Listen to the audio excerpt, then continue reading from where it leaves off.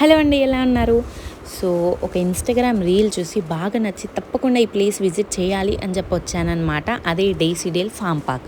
So ఇక్కడ నేను కనుక్కొని వచ్చిన ప్రైస్ ఒకటి, ఇక్కడ ఉన్న ప్రైస్ ఒకటి. పిల్లలకైతే చాలా యాక్టివిటీస్ అయితే ఉన్నాయి.